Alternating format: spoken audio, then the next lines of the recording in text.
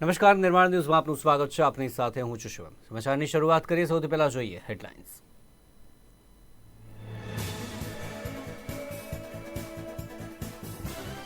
રામ મંદિરના દ્વાર ખુલતાની સાથે જ અયોધ્યામાં ઉમટ્યું ભક્તોનું ઘોડાપુર. મોડી રાતથી જ લાંબી લાઈનો લાગી.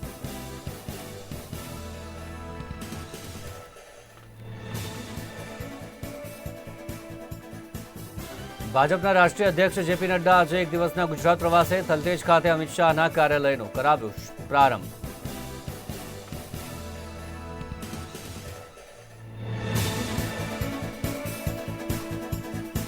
રાજકોટમાં છેલ્લા 48 કલાકમાં હાર્ટ એટેકથી 4ના મોત, 2 યુવાનો અને એક 46 વર્ષીય પ્રૌઢનું હૃદય બંધ પડતા થયું મોત.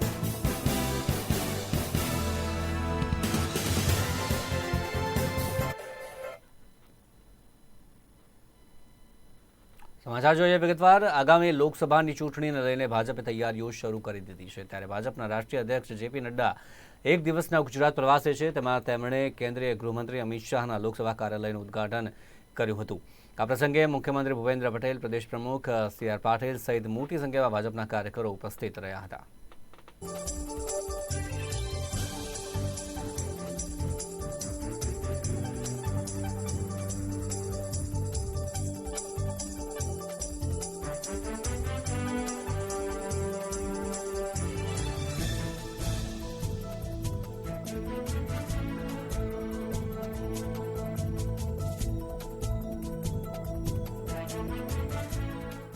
इस कार्यक्रम में हमारे साथ उपस्थित हमारे गुजरात के यशस्वी मुख्यमंत्री भूपेंद्र जी, सम्माननीय भूपेंद्र जी, हमारे प्रदेश के अध्यक्ष सी आर पाटिल जी, हमारे महामंत्री श्री पटेल जी और यहाँ उपस्थित सभी मीडिया बंधु।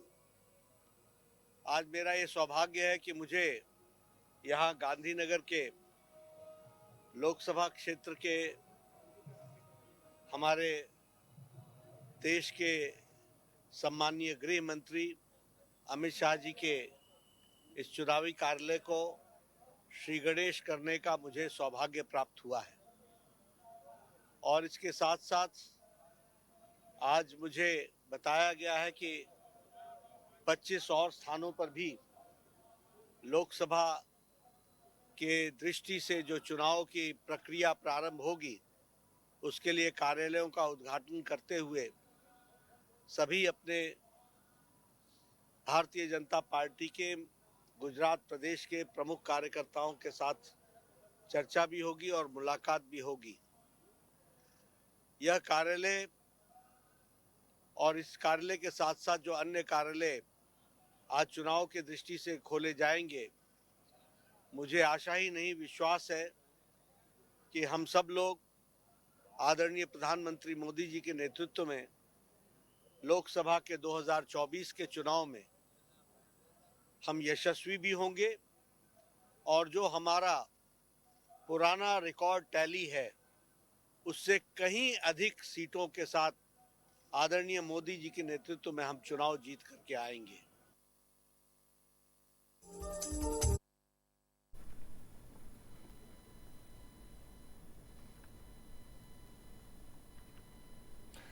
ગુજરાતમાં ઓપરેશન લોટસ અંતર્ગત રાજકોટમાં પૂર્વ રાજ્યપાલ વજુભાઈ વાળાનું સંબોધન સામે આવ્યું છે. વજુભાઈ વાળાએ પોતાની આગવી શૈલીમાં સંબોધનની શરૂઆત કરી હતી અને જણાવ્યું હતું કે અયોધ્યા ખાતે રામ મંદિરમાં રામલલ્લા બિરાજમાન થઈ ચૂક્યા છે. હવે રામ રાજ્ય સ્થાપવાનો સમય છે. દિલ્હીની ગાદી પર ફરી વખત નરેન્દ્ર મોદીને બેસાડવાનો વારો આવી ચૂક્યો છે. કોંગ્રેસની કેટલીક વિકેટો ખરી ચૂકી છે અને કેટલીક વિકેટો હજુ પણ ખરું કરી રહી છે. તેમણે વધુમાં જણાવ્યું હતું કે ગુજરાત વિધાનસભામાં 1માંથી 156 સુધી પહોંચી ગયા છીએ અને તે જ પ્રકારે આગામી સમયમાં પણ ભારતીય જનતા પાર્ટી વિજયી બનતી રહેશે. એ આપણો જનસંઘ અને ભાજપનો ઇતિહાસ કે છે. આજે ગુજરાતની અંદર ધારાસભ્યો 156 છે અને હજી ખડી વિકેટો ખડીને વધવાના છે.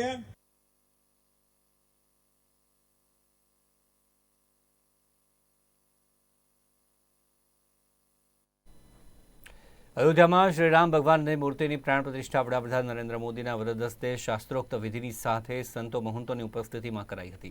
જોકે વડાપ્રધાન નરેન્દ્ર મોદી દ્વારા દેશના દરેક લોકો પોતાના ઘરમાં મંદિરમાં દીપ પ્રગટાવે તેવું આહવાન કરાયું હતું, જેના ભાગરૂપે ઓમકારેશ્વર મહાદેવ મંદિર ખાતે 1000 દીપ પ્રગટાવીને પૂજા અર્ચના કરવામાં આવી હતી, જેમાં મોટી સંખ્યામાં ભાવિક ભક્તોએ દર્શનનો અને પ્રસાદનો લાભ લીધો હતો.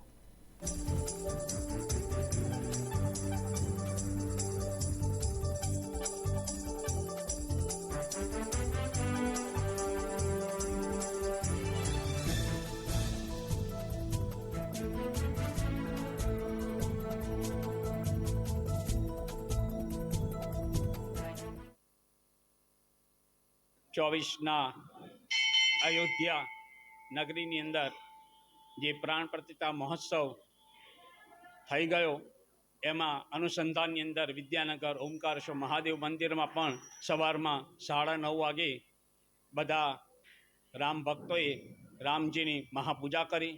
ત્યાર પછી રામજીની પૂજા કર્યા પછી પ્રસાદ વિતરણ કરી, આરતી કરી.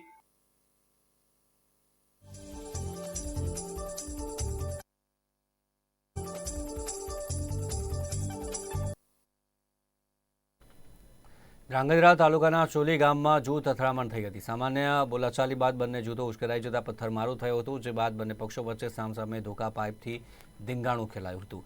ઘટનામાં બંને પક્ષના 20થી વધુ લોકોને ઈજા પહોંચતા તેઓને સરકારી હોસ્પિટલ ખાતે ખસેડવામાં આવ્યા હતા. જોકે વધુ સારવાર માટે 15થી વધુ લોકોને સુરેન્દ્રનગર હોસ્પિટલ ખાતે રેફર કરવામાં આવ્યા હતા. ઘટનાની જાણ થતાં ધ્રાંગધ્રા ડીવાયએસપી સહિત તાલુકા પોલીસનો કાફલો ચોલી ગામે ખડકી દેવામાં આવ્યો હતો.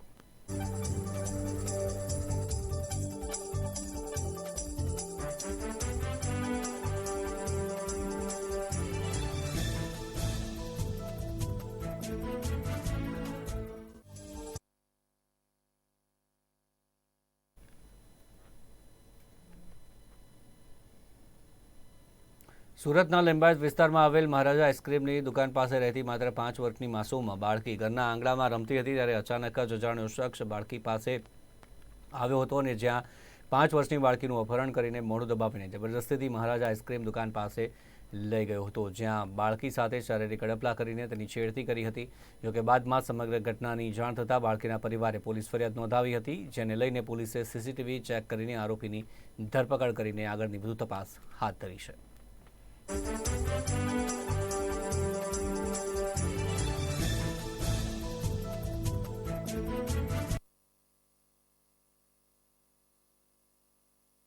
જન્મભૂમિ અયોધ્યાનો પ્રાણ પ્રતિષ્ઠા લેખ બારોટના ચોપડા પર નોંધાવવા જામનગરના કાર્યક્રમનું આયોજન કરવામાં આવ્યું.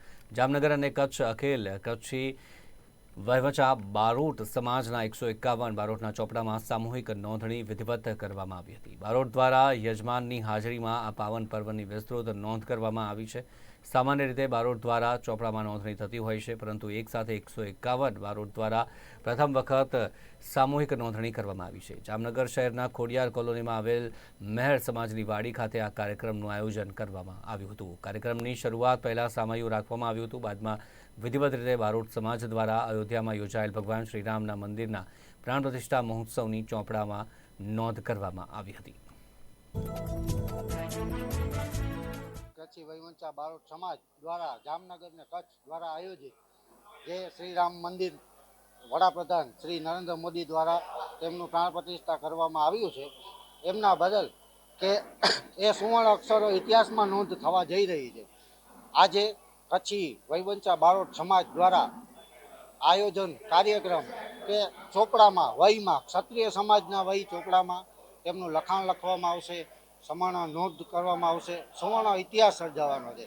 151 જેટલા બારોટ સમાજના કાર્યકર્તા આગેવાનો તમામ ભેગા થઈ એકત્રિત થઈને આ આયોજન કરવા જઈ રહ્યા છે.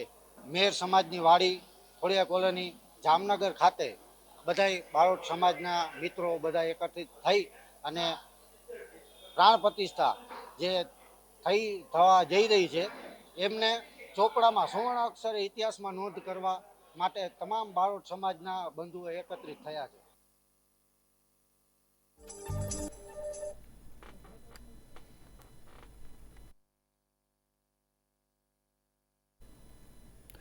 સાબરકાંઠામાં ખેડૂતો ઈડર સહકારી જેલથી રેલી સ્વરૂપે સૂત્રોચ્ચાર કરવા નીકળ્યા હતા અને ઈડર તાલુકાના 200થી વધુ ખેડૂતોએ national highway 168 highway Radhanpur Mehsana વડનગરથી ઈડર શામળાજીના જમીન સંપાદન મુદ્દે વિરોધ કરીને પ્રાંત અધિકારીને આવેદનપત્ર આપ્યા માટે રેલી સ્વરૂપે નીકળ્યા હતા. 170 હેક્ટર જમીનમાં 370 ખેડૂતોની જમીન સંપાદન જમીનમાં પિયત 10 કુવાઓ 25 બોર પણ જવાથી મુશ્કેલી પડે છે તેવી રજૂઆતની સાથે ખેડૂતોએ રેલી કાઢી હતી.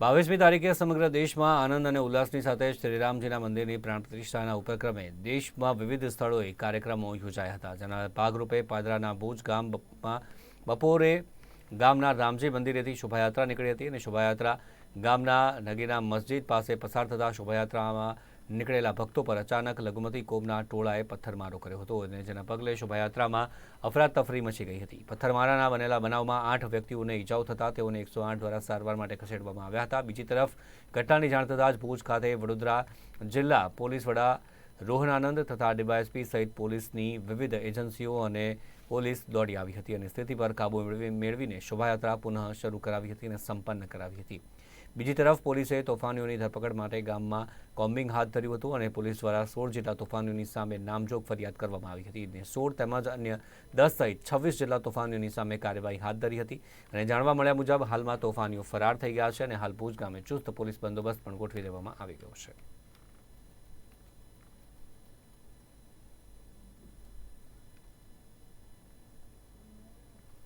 સમાચારમાં આગળ વાત કરીએ તો લોકસભાની ચૂંટણી પહેલા સૌ કોઈ પોતપોતાના દાવ અજમાવી રહ્યા છે. ત્યારે ગીર સોમનાથના કોંગ્રેસના ધારાસભ્ય વિમલ ચુડાસમાએ મોટો ખુલાસો કર્યો છે અને જેમાં તેમણે જણાવ્યું હતું કે હું કોંગ્રેસનું જ સૈનિક છું અને રહેવાનો જ છું. કોંગ્રેસે મને પાલિકા પ્રમુખ ધારાસભ્ય તરીકે ઘણું બધું આપ્યું છે. ચૂંટણી નજીક આવે છે ત્યારે વિઘ્ન સંતોષીઓ મારી અફવાઓ ફેલાવે છે. કોંગ્રેસનું મારા પર ઋણ છે અને કાયમી રહેશે. મારા કાર્યકર્તાઓને નિરાશ કરવા અને મને બદનામ કરવા લોકો આવી અફવા ફેલાવે છે જેથી કદાચ બધા કોંગ્રેસમાંથી તો પણ હું એકલો કોંગ્રેસમાં જ રહીશ તેવું જણાવ્યું હતું. 6 વર્ષથી આપના જેવા પત્રકાર મિત્રને હું વારંવાર જ્યારે પણ જે કોઈ મારા મિત્રો બધું આવું દેતા હોય છે એને હું કહેતો હોઉં છું કે જેટલી વાર મારું નામ આવ્યું છે એટલી વાર મેં સ્પષ્ટતા આપી છે. પાછી પણ સ્પષ્ટતા આપું છું. હું ક્યાંય જવાનું નથી. કોંગ્રેસ પાર્ટીએ ખૂબ મને આપ્યું છે. આજે ધારાસભ્ય તરીકે 2 ધારાસભ્યની ટિકિટ આપી છે, 4 વાર નગરસેવકની ટિકિટ આપી છે, 10 વર્ષ પ્રમુખ તરીકે રહ્યો છે, વિરોધ પક્ષનો નેતા તરીકે રહ્યો છે. આજે ધારાસભ્યની ટિકિટ આપી છે, ધારાસભ્ય બન્યો છે. એટલે આ લોકો મને પૂછવા આવે છે. આ તો કોંગ્રેસ પાર્ટીનું ઋણ છે કે એને મારી ઉપર ભરોસો મૂક્યો છે. એ ભરોસો ક્યારેય તૂટવા નથી દેવાનો. આવું તો જે કોઈ લોકો આપે છે એ 5-6 વર્ષથી મને બદનામ કરવા માટે થઈને આપે, કારણ કે આવું ને આવું આપવાથી અમારા તાલુકાના હોય, જિલ્લાના હોય, ગુજરાતના હોય કે શહેરના હોય, અમારા જે મતદારો છે કે અમારા આગેવાનો છે એ માનસિક રીતે ભાંગે, એ થોડાક ડાઉન થાય અને મતદારોમાં પણ ચર્ચાનો વિષય છે. મતદાન અમારું મતદારોને નિરાશ કરવા માટે થઈને આ પ્રયત્ન કરી રહ્યો છે અને મને બદનામ કરવા માટે થઈને પ્રયત્ન કરી રહ્યો છે. એટલે આ ખોટી વાત છે. મેં તો એવું પણ વિચાર્યું છે કે મેં તો પત્રકાર મિત્રોને પણ આની પહેલાં પણ કીધું, જેટલી વાર હોય એટલી વાર સ્પષ્ટતા મેં એક જ વ્યક્તિ છે કે દર વખતે સ્પષ્ટતા આપી છે. તો જે વ્યક્તિ દર વખતે સ્પષ્ટતા આપતો હોય એ વ્યક્તિ હંમેશા પરફેક્ટ હોય ને અમે તો જે છે એ મોઢે કહીએ છીએ. રાજકોટના જેતપુરમાં આલોક ઓઇલ કે એક જીનિંગ મિલના કારખાનામાં કામ કરતા 3 પરપ્રાંતીય મજૂર ઉપર છરી વડે હુમલો થયો હોવાની ઘટના સામે આવી છે. પીઠડિયા ટોલ પ્લાઝા મિલ કારખાનામાં 3 મજૂર કામ કરી રહ્યા હતા અને તે દરમિયાન લોડર લઈ આવેલા શખ્સે 3 મજૂર પર છરી વડે હુમલો કર્યો હતો અને જેમાં ટપ્પુ વિજયભાઈ કોળી કે જે 16 વર્ષનો છે અને વિરેન વિક્રમભાઈ કોડર સતીશ ચૌહાણ નામના 3 યુવકો હુમલામાં ઘાયલ થયા હતા અને તેઓને તાત્કાલિક સારવાર અર્થે ખસેડાયા હતા. તો હુમલાનું કારણ અકબંધ રહ્યું છે. જોકે ઘટનાની જાણ થતાં જ પોલીસ સ્થળ પર પહોંચી ગઈ હતી અને તપાસ હાથ ધરી છે.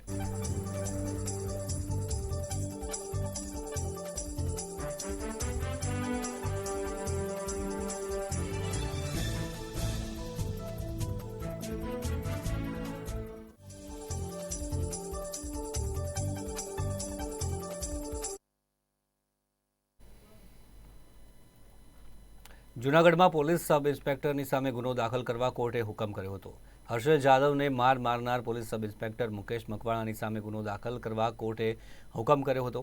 હર્ષલ જાદવને મુકેશ મકવાણાએ માર મારતા લોહી ગંઠાઈ જતા હર્ષલ જાદવને એટેક આવ્યો હતો અને જૂનાગઢના આસિફ સિડાએ પ્રવાસ માટે ભરેલી રકમની છેતરપિંડી અંગે ફરિયાદ કરી હતી. તો પ્રવાસ માટે ભરેલી રકમની છેતરપિંડીની ફરિયાદ થતાં જૂનાગઢ પોલીસે અમદાવાદ પોલીસ પાસેથી હર્ષલ જાદવનો કબજો લીધો હતો. તદુપરાંત પીએસઆઈ મકવાણાએ ₹3 લાખ માંગ્યા હોવાનો પણ પરિવારે આક્ષેપ કર્યો હતો.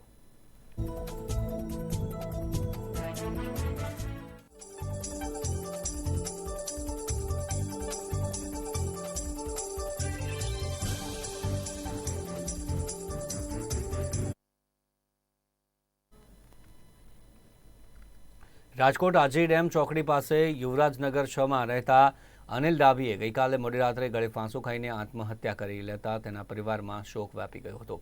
ગત મકર સંક્રાંતિએ જ તેની પત્ની કાજલે ગળે ફાંસો ખાઈને આત્મહત્યા કરી હતી, જેના વિયોગમાં અનિલે આ પગલું ભર્યું હોવાનું પોલીસની તપાસમાં બહાર આવ્યું છે. આપઘાત કરનાર અનિલ 5 ભાઈ અને 4 બહેનમાં મોટો હતો. કારખાનામાં કામ કરવાની સાથે ભંગારની મજૂરી પણ કરતો હતો. 4 વર્ષ પહેલાં કાજલ સાથે મૃતકના લગ્ન થયા હતા અને લગ્ન જીવન દરમિયાન સંતાન પ્રાપ્તિ નહીં થતાં હતાશ થઈ કાજલે ગળે ફાંસો ખાઈને આત્મહત્યા કરી હતી. જોકે પતિ પાસે સાસરિયાઓ ₹10 લાખની માંગ કરતા હોવાનો વિડીયોમાં ઉલ્લેખ કર્યો છે અને ત્યારબાદ તેણે આત્મહત્યા કરી હતી.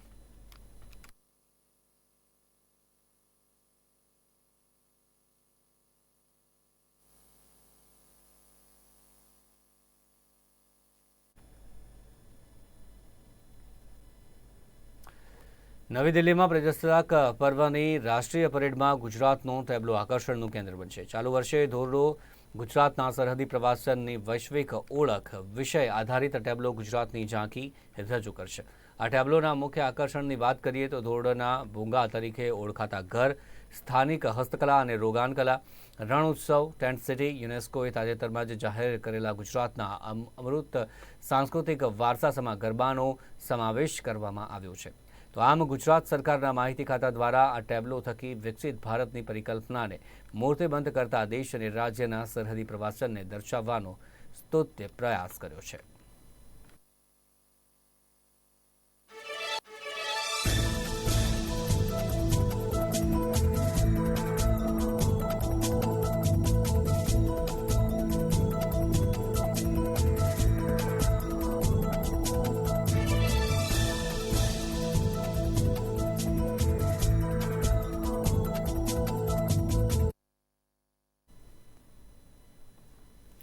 પાટણ જિલ્લાના ખેડૂતોએ રવિ સિઝનમાં મોટા ખર્ચાઓ કરીને રાયડાનું મબલખ વાવેતર કર્યું અને ઘણી જાળવણી કરી પાક ઉછેર કર્યો અને હાલમાં ઠંડીનું પ્રમાણ એકાએક ઘટી જતા રાયડાના પાકમાં મોલોમસી નામનો રોગચાળો આવતા ખેડૂતોની હાલત કફોડી બની ગઈ છે. પાટણ જિલ્લાના ખેડૂતોએ રવિ સિઝનમાં ઘણી આશાઓ સાથે ખેડ, ખાતર, બિયારણ પાછળ મોટા ખર્ચાઓ કરીને રાયડાનું વાવેતર કર્યું અને ઘણી મુશ્કેલીઓ વેઠીને પાક ઉછેર કર્યો અને હાલ પાક તૈયાર થવાના આરે રહેવા પામ્યો છે. તેવામાં હવે ઠંડીનું પ્રમાણ ઘટતા પાકમાં મોલોમસી નામનો રોગ આવી ગયો છે અને ખેડૂતોના મોઢે આવેલ કોળિયો છીનવાઈ ગયો છે. મોલોમસીના રોગને કારણે છોડ પર આવેલ ફૂલ ચૂસી જતા ખેડૂતોના પાક ઉત્પાદન પર મોટી અસર થવાની ખેડૂતો ભીતિ સેવી રહ્યા છે. સાહેબ, રાયડો વાવ્યો છે 10 વીઘા, પણ એમાં મેલોમસી આવી ગઈ છે એટલે નુકસાન આવ્યું છે આ સાલમાં. કેવા પ્રકારનું નુકસાન એટલે મેલો આવ્યો છે એટલે દવા છોટ એટલે ફૂલ ગરી જાય છે એટલે કોઈ મળતર ઓછી રહેશે એવું ચૂસી લે છે. રાયડાને ચુસારો લાગી જાય છે એટલે ઊભો ડૂકો સુકાઈ જાય છે. આ વખતે તો સાહેબ ઉત્પાદન કોઈ આગળ તો નહીં જાય પણ 20-22 મણ અંદાજ રહેશે વીઘે. તકલીફ ભાડો છો કે દેખાતા ને તમને હંમેશાથી દેખાય છે ને. આ ફૂલ આવે છે, ફૂલ માથે મેલો પડે એટલે આ જો દશા જેવી છે. આ મચ્છી જેવી દશા લાવે રાયડાની એટલે શું મળે અમને કોઈ મળતું જ નહીં. હવે સરકાર શું કરે છે શું નહીં કરતી ભગવાન જાણે. વાવેતર 100 વીઘા રાયડું છે, 100 વીઘા કોઈ મળે એમ છે જ નહીં. આ એક બાજુ ફૂલ આવે, એક બાજુ આ જુઓ આ દશા જેવી છે. આ જુઓ એક બાજુ ફૂલ એક બાજુ પડે એટલે દશા જેવી આવે. છંટકાવ કરે ફૂલ કરી જોઈએ અને આ લૂં તો થતી જાય માથે. ગઈ સાલ તમારે સારું મળી પણ હું તો કોઈ માથે જ છે. બધું કોઈ તકલીફ નહીં પણ બધું માથે જ છે. રોટલા ઘર નાખો ઘરે પડ્યા રહો. હાલ તો ખેડૂતો પાક બચાવવા માટે ખોટા ખર્ચાઓ કરીને જંતુનાશક દવાઓનો છંટકાવ કરીને પાક બચાવવાના પ્રયાસો કરી રહ્યા છે, પરંતુ દવાની આડઅસર પાક પર જોવા મળી રહી છે અને દવાને લઈને ઊભો પાક સુકાવા લાગ્યો છે, જેને લઈને ખેડૂતો હવે શું કરવું તેની વિમાસણમાં મુકાઈ જવા પામ્યા છે. પાટણ જિલ્લામાં રાયડાનું વાવેતર કુલ 29,000 હેક્ટરમાં થવા પામ્યું છે, પરંતુ મોલોમસી નામની જીવાતના ઉપદ્રવને લીધે ખેડૂત જોઈએ તેવું ઉત્પાદન નહીં થઈ શકે તેવી ચિંતા પણ વ્યક્ત કરી રહ્યો છે. પાટણ જિલ્લામાં ખેડૂતોએ રવિ સિઝનની અંદર રાયડાનું મબલખ વાવેતર કર્યું. ઉત્સાહ અને ઉમંગ સાથે તેઓએ વાવેતર કર્યું અને આખરે તેઓને કહી શકાય કે સારું એવું ઉત્પાદન મેળવશે તેવી આશા સેવી રહ્યા હતા. પરંતુ હવે આ જે આશા છે તેના ઉપર મોલોમચ્છી નામની જે જીવાત છે તેણે પાણી ફેરવી નાખ્યું છે, તેમ કહીએ તો નવાઈ નહીં. આપ સીધા જ દ્રશ્યો જોઈ રહ્યા છો કે આ જે રાયડાનું વાવેતર કરેલ ખેતર છે અને ત્યાં આગળ મોલોમચ્છીનો ઉપદ્રવ વધી જવા પામ્યો છે. ખેડૂતો જે છે તે દુઃખી થઈ જવા પામે છે, કારણ કે જે મોલોમચ્છી નામની જે જીવાત છે તે જે ફૂલ હોય છે અને ફૂલનો જે રસ હોય છે તે ચૂસી લે છે અને તેના જ કારણે આ પાકને નુકસાન થવાની ભીતિ સેવાઈ રહી છે. જો ખેડૂત એક તરફ જો દવાનો છંટકાવ કરે છે આ મોલોમચ્છીના ઉપદ્રવનેથી બચવા માટે, તો તેઓનો પાક નમી પડે છે અને નુકસાન થાય છે. બીજી તરફ આ મોલોમચ્છીનો ઉપદ્રવના કારણે નુકસાનીની ભીતિ સેવી રહ્યા છે ખેડૂતો. હાલમાં કહી શકાય કે ગત વર્ષની સરખામણીમાં ચાલુ વર્ષે ખેડૂતો જે છે તેઓને ઉત્પાદન નહીવત મળે અને મોટું નુકસાન વેઠવાનો વારો આવે તેવી શક્યતા સેવી રહ્યા છે. તેને લઈને ખેડૂતો હાલમાં ચિંતિત જોવા મળી રહ્યા છે. નીરવ ચક્રવર્તી, નિર્માણ ન્યૂઝ, પાટણ. તો હાલ સમાચારમાં બસ આટલું જ. વધુ સમાચાર માટે આપ જોતા રહો નિર્માણ ન્યૂઝ. નમસ્કાર.